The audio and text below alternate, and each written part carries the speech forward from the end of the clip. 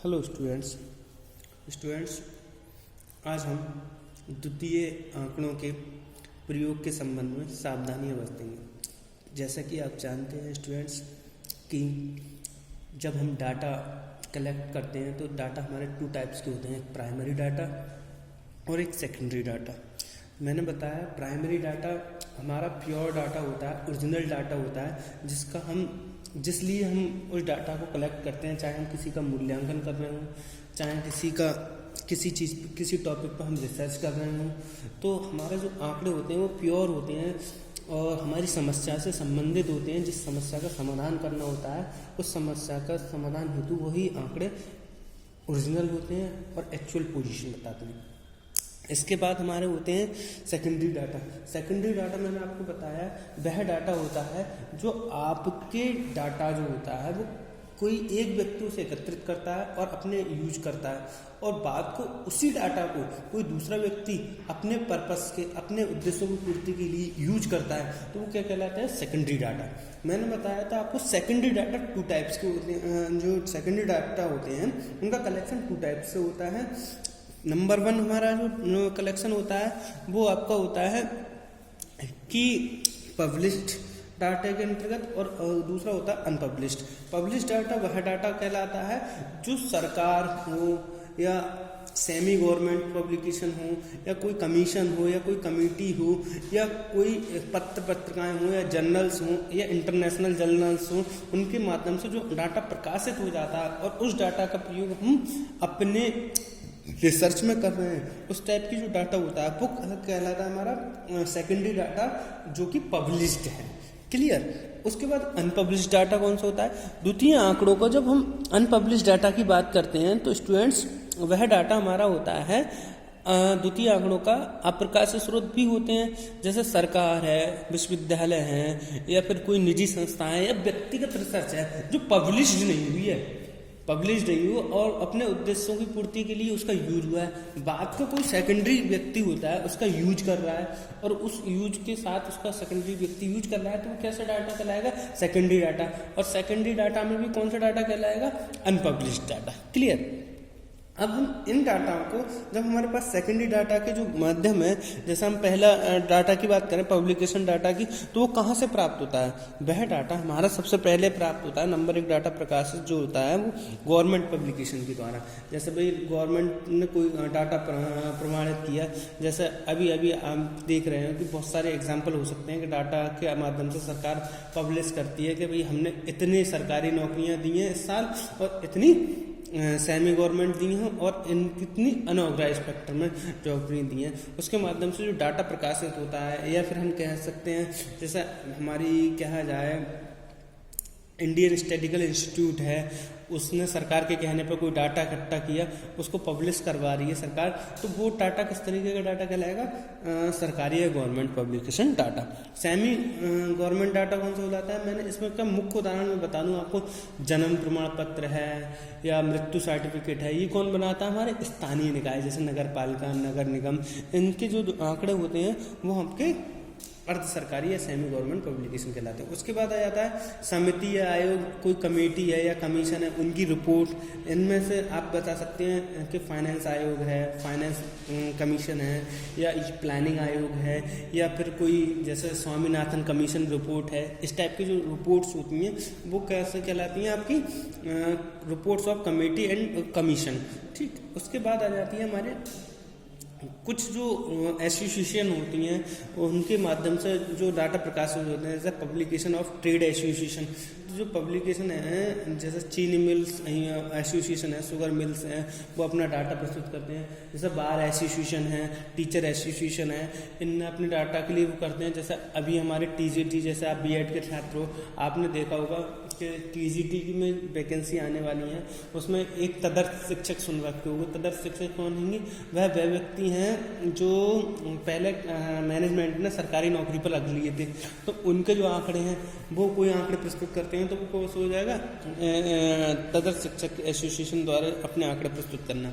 उसके बाद आ जाता है हमारा अनुसंधान संस्था के प्रकाशन, कोई रिसर्च इंस्टीट्यूट है तो उनने कोई वो कर रहा हो, मतलब रिसर्च इंस्टीट्यूट होते हैं बहुत सारे, उनके आंकड़े प्रकाशित होते हैं। रिसर्च इंस्टीट्यूट के कौन से भी आंकड़े हो सकते हैं, जैसे हमारे इसरो है या फिर हमारी इंडियन स्टैटिस्टिकल इंस्टीट्यूट है या नासा है, इनके इंस्टीट्यूट हैं, इनने कोई डाटा प्रस्तुत किया कि ऐसे ऐसे ये हो रहा है कि सूरज की गर्मी इतनी हो रही है, या फिर हमारे इसकी मतलब इतनी प्रजातियों के शेर बचे हैं। तो ये रिसर्च करने वाली इंस्टीट्यूट हैं, इनके आंकड़े होते हैं, वह भी हमारे सेकेंडरी पब्लिश्ड डाटा कहलाते हैं। उसके बाद पत्रिकाओं के आंकड़े, भाई हमारे बहुत सारी इकोनॉमिक्स टाइम नाम की वो आती है, पत्रिकाएँ आती हैं, फैक्टर फॉर यू नाम से भी कॉमर्शियल आंकड़े आते हैं। तो इस तरीके से हमारे जो आंकड़े प्रेजेंट होते हैं वो इसमें आते हैं। उसके बाद हमारी बात आ जाती है कि भाई अंतर्राष्ट्रीय प्रकाशक, इंटरनेशनल पब्लिकेशन में आती है। इंटरनेशनल पब्लिकेशन में देखो अंतर्राष्ट्रीय मुद्रा कोष है, श्रम संघर्ष संघ है या फिर संयुक्त राष्ट्र संघ है, इनके द्वारा जो डाटा प्रस्तुत किया जाता है वो इस तरीके का डाटा कहलाता है। अनपब्लिश डाटा में मैंने आपको बता चुका हूँ। अब हम देखते हैं कि जो मेन चीज़ है हमारी वो क्या है, हमारी ये है कि द्वितीय आंकड़ों के प्रयोग के संबंध में सावधानियां। तो जो सावधानियां हैं वो देखनी है हमें सेकेंडरी डाटा के संबंध में। हम जब सेकेंडरी डाटा का यूज कर रहे हैं तो उसमें क्या क्या सावधानियां बरती जा सकती हैं। क्लियर। हमारे जो द्वितीय आंकड़ों के प्रयोग के संबंध में जो सावधानियां हैं वो निम्न प्रकार हो सकती हैं। पहली है कि हमारे पिछले अनुसंधान की योग्यता। भाई हमारा कोई भी है तो ability of collection, original organization. भाई द्वितीय आंकड़ों का प्रयोग करते समय ये पहले देख लेना चाहिए कि ये आंकड़े प्राथमिक रूप में जब जिस संस्था ने यूज करे हैं उनने कितनी ईमानदारी से इकट्ठा किए हैं। भाई हम ये क्या है, सेकेंडरी डाटा क्या होता है कि पहले भी किसी व्यक्ति ने इन डाटा का यूज कर सका है। तो ये ध्यान में रखना चाहिए कि भाई जिस व्यक्ति ने ये डाटा कलेक्ट किया वो योग्य है या नहीं। जैसे मान लो कोई रिसर्च करना नहीं जानता है और उसने कोई डाटा इकट्ठा कर लिया है तो उसका मतलब क्या है, वो डाटा क्या है, एकदम बेकार है। तो हमें उस डाटा का प्रयोग करना चाहिए। मतलब जो व्यक्ति डाटा कलेक्ट कर रहा है तो उसकी योग्यता पर ध्यान रखना चाहिए कि वो डाटा कैसा है। मान लीजिए हमें किसी रिसर्च के लिए डाटा चाहिए और हम डाटा यूज कर रहे हैं कि किसी इंटर वाले बच्चे ने कोई डाटा इकट्ठा कर लिया है, उसके डाटा का यूज कर रहे हैं। हमें चाहिए क्या, कोई रिसर्च स्कॉलर हो, उसे डाटा कलेक्ट करने का अकल हो और वो अपने डाटा को किस तरीके से यूज कर रहा है, उसे डाटा का मतलब भी पता हो। तो उस तरीके से योग्यता पर ध्यान रखना अति आवश्यक है। Clear students. उसके बाद हम बात करेंगे नंबर 2, उद्देश्य एवं क्षेत्र। भाई ऑब्जेक्ट्स एवं स्कोप। भाई हमारे जो डाटा होते हैं वो सेकेंडरी डाटा होते हैं। तो हमें क्या देखना पड़ेगा, भाई हमारे जो प्रथम व्यक्ति है जिसने डाटा का प्राइमरी यूज किया है उस व्यक्ति ने हमारे क्षेत्र से ही संबंधित डाटा कलेक्ट किया है या नहीं। भाई हमारी हमने किस उद्देश्य से डाटा चाहिए वो उद्देश्य पूरा करने वाला है या नहीं। मान लीजिए हम इंटेलिजेंस टेस्ट का वो कर रहे हैं, डाटा हमें इंटेलिजेंस चीज़ चेक करनी है किसी व्यक्ति की और डाटा हमारे पास है क्या, पर्सनालिटी का। तो हमारा उद्देश्य क्या था, इंटेलिजेंस चेक करना, और पिछला डाटा क्या है, पर्सनालिटी का। तो ये डाटा मैच नहीं करेगा।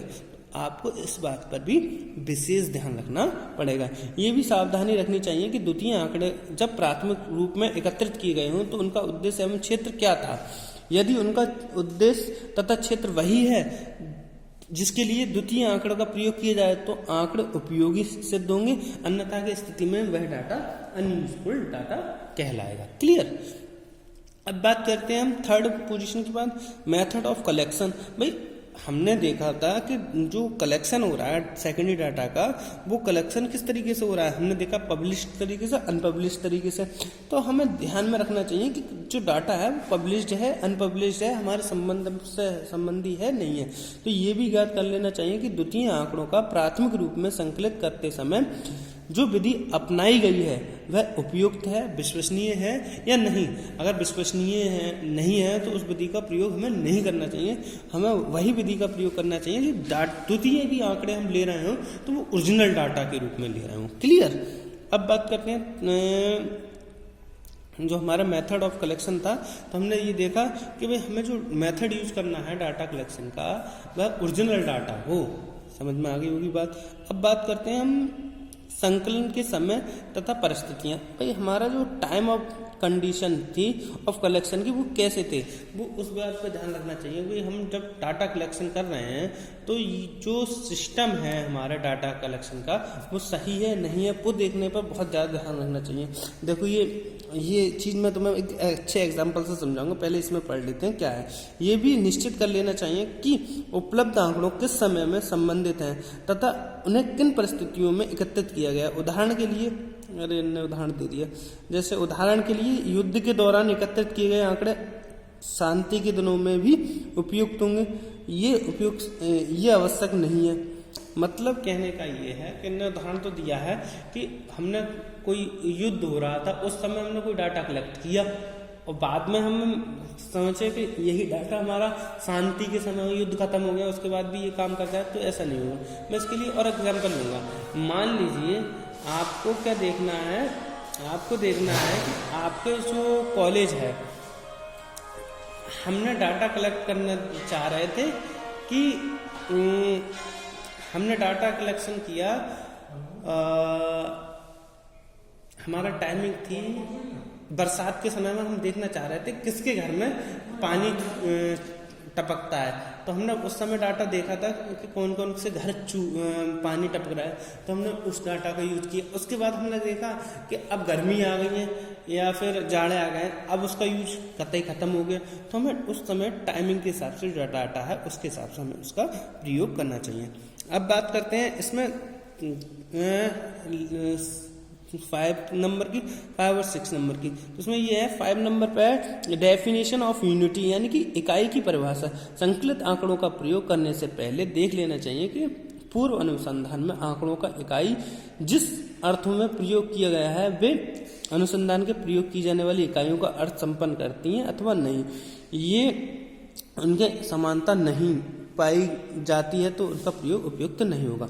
अब की बात कर लेते हैं शुद्धता की। मैंने ये पूरी बात पहले से बता रखी है कि जब हम द्वितीय आंकड़े ले रहे हैं तो उनकी शुद्धता की जांच कर लेनी चाहिए कि जो हमारे सेकेंडरी डाटा है वो शुद्ध है या नहीं, प्योर डाटा हमें चाहिए होता है। Thank you very much.